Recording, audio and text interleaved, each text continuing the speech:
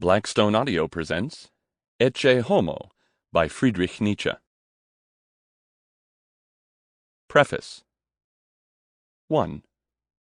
As it is my intention within a very short time to confront my fellow men with the very greatest demand that has ever yet been made upon them, it seems to me above all necessary to declare here who and what I am.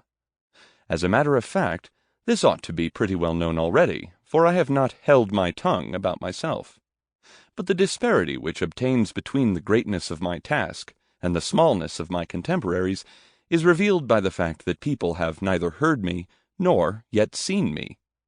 I live on my own self-made credit, and it is probably only a prejudice to suppose that I am alive at all.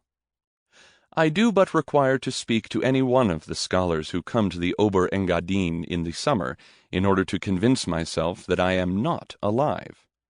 Under these circumstances, it is a duty, and one against which my customary reserve, and to a still greater degree the pride of my instincts, rebel, to say, "Listen, for I am such and such a person.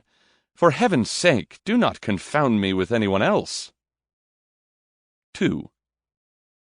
I am, for instance, in no wise a bogeyman, or moral monster. On the contrary, I am the very opposite in nature to the kind of man that has been honored hitherto as virtuous. Between ourselves, it seems to me that this is precisely a matter on which I may feel proud.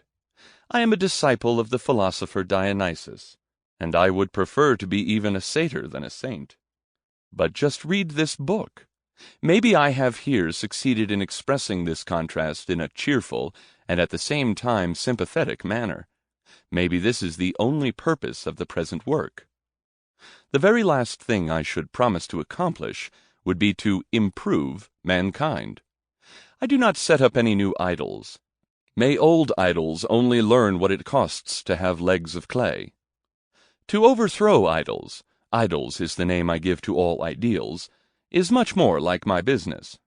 In proportion as an ideal world has been falsely assumed, reality has been robbed of its value, its meaning, and its truthfulness. The true world and the apparent world, in plain English, the fictitious world and reality. Hitherto, the lie of the ideal has been the curse of reality. By means of it, the very source of mankind's instincts has become mendacious and false. So much so that those values have come to be worshipped which are the exact opposite of the ones which would ensure man's prosperity, his future, and his great right to a future. Sample complete. Ready to continue?